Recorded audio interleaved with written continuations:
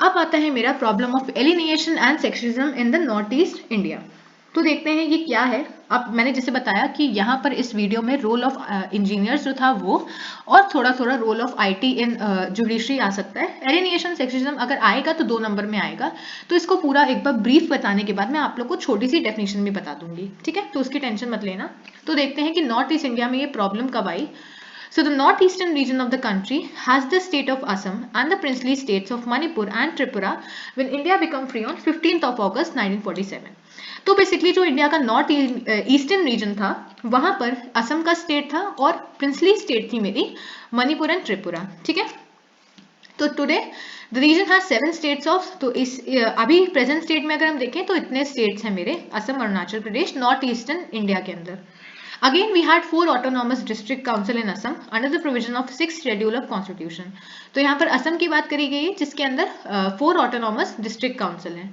Today the number of autonomous district council जिसको हम लोग ADC बोल रहे हैं and the tribunal council exceed a dozen।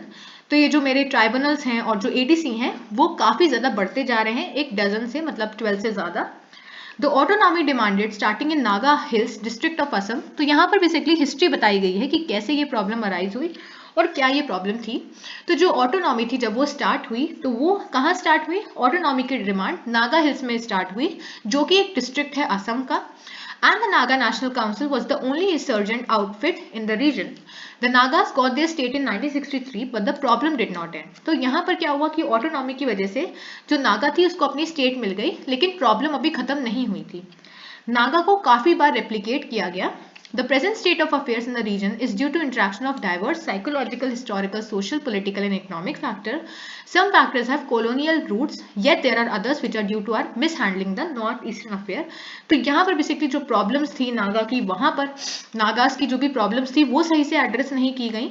Different sections of the people have developed deep sense of perpetual grudge, antagonism and mistrust for each other, lack of sense of belonging and communication gap। और इसी वजह से जो अलग अलग sections थे people के, उनमें एक ग्रज की बेसिकली सिचुएशन क्रिएट हुई और एक दूसरे पे लोग ट्रस्ट नहीं कर पा रहे थे, ठीक है। The central leadership bearing Mahatma Gandhi is charged with having agreed to Cripps mission proposal of grouping Assam with East Pakistan। तो फिर महात्मा गांधी ने कैसा प्रोविजन रखा जिसमें असम को ईस्ट पाकिस्तान के साथ ग्रुप करने की बात कही। The vested interest group tried to perpetuate the memory that Nehru abandoned the people of Assam in face of Chinese aggression. The northeast region of the country has a slender link of 22 kilometers with the rest of the country. Thus, only 2% of the region has the link with rest of the country near Siliguri, popularly known। तो यहाँ पर क्या था कि जो 2% मेरा reason था वो बेसिकली मेरे इंडिया के अंदर आया, और जो रेस्ट ऑफ कंट्री थी वो सिलीगुड़ी के अंदर, जिसको हम लोग सिलीगुड़ी चिकन नेक भी बोलते हैं। और 98% of the border is attach with foreign country. और 2% जो था वो मेरी सिलीगुड़ी के अंदर आया, सिलीगुड़ी के पास आया, और 98% मेरा फॉरेन कंट्री की तरफ चला गया। So there is a tendency to create fear in minds of people on this count। तो इस काउंट को देखते हुए लोगों के दिमाग में थोड़ा सा डर की बेसिकली सिचुएशन क्रिएट हो गई।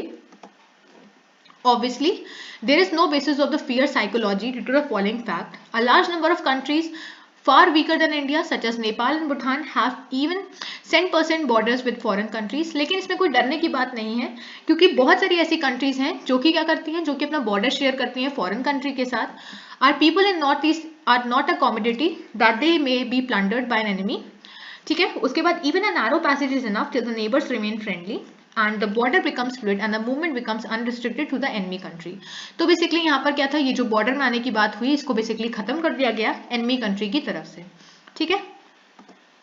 मुझे पता है कि ये जो हिस्ट्री है इसको पढ़ने में किसी को मजा नहीं आया होगा। मेन यहाँ पर क्या है, मेन इसकी डेफिनेशन है जो कि most of the time paper में नहीं आती है, लेकिन सेफर साइड पे रहने के लिए इसकी डेफिनेशन देख लेते हैं, जो कि है एलिनिएशन। अभी एलिनिएशन क्या है? एलिनिएशन एक थियोरेटिकल कॉन्सेप्ट है जो कि कार्ल मार्क्स ने दिया था, जो कि क्या बताता है, जो कि बताता है कॉन्सिक्वेंसेज एक कैपिटलिस्ट प्रोडक्शन फ्रेमवर्क का।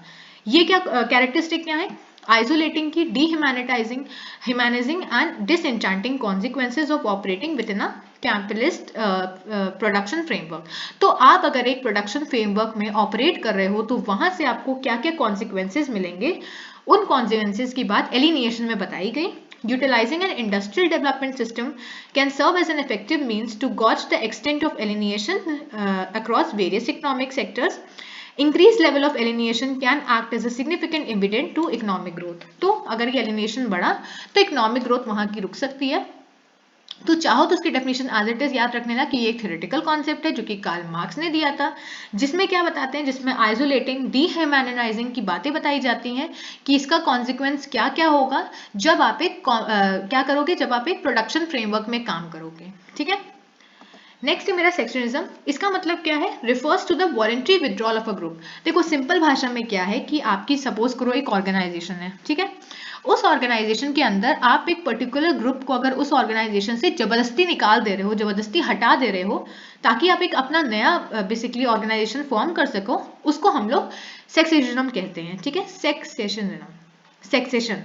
देखो इसका थोड़ा सा प्रोनाउंसिएशन अजीब है। सेक्सेशन का मतलब क्या है, यही है कि एक वॉलंटरी विड्रॉल है एक ऐसे ग्रुप का, मतलब एक आपके पास एक लार्जर एंटिटी है। ठीक है, इस एंटिटी के अंदर आपने अगर एक ग्रुप को इस एंटिटी से अलग कर दिया तो उसी को हम लोग ये बोलते हैं। और such as political organization, union or military alliance, this process typically begins when the group publicly declares its intention to secede। यहाँ पर क्या होगा कि जो भी मेरा ग्रुप है अगर वो इंटेंशनली बताता है कि हाँ हमें यहाँ पर विड्रॉल करना है, हमें उस ग्रुप को हटाना है, तो उसके पास ये इंडिपेंडेंस है कि वो ये चीज़ डिक्लेयर कर सके। इसका ऑब्जेक्टिव क्या होता है, इसका ऑब्जेक्टिव ये होता है, जैसे नॉर्मल सी बात है कि अगर आप किसी एक पर्टिकुलर स्टेट को अपने से अलग कर रहे हो, उस ग्रुप को हटा रहे हो, तो आप एक इंडिपेंडेंट स्टेट, एक अलग स्टेट बनाना चाहते हो। ठीक है, अब आप ये तो आप चाहो तो आप इसको पीसफुली भी कर सकते हो या फिर वायलेंटली जबरदस्ती भी कर सकते हो, तो ये टोटली आप पे डिपेंड करता है। ठीक है, तो ये मेरी सेकंड डेफिनेशन हो गई। ठीक, तो आई होप आप लोग को समझ में आया होगा। एलिनिएशन एंड ये जो है सेक्सेशन, ये हो सकता है इंपॉर्टेंट हो लेकिन पेपर में आते नहीं है, लेकिन हो सकता है आपके पेपर में आ जाए। तो यहाँ पर क्या होता है, सेक्सेशन मुझे लगता है आप लोगों को समझ में आ गया है कि किसी भी ग्रुप में से अगर एक बड़ी आइडेंटिटी से आपने एक छोटे से पार्ट निकाल दिया है, एक ग्रुप हटा दिया है ताकि आप एक नया इंडिपेंडेंट आइडेंटिटी को फॉर्म करो, इसी को हम लोग सेक्सेशन कहते हैं। ठीक है, इसी तरह से मेरी यूनिट 5 भी खत्म होती है। आई होप आप लोग को पूरा constitution of India law and engineering का प्लेलिस्ट समझ में आया होगा।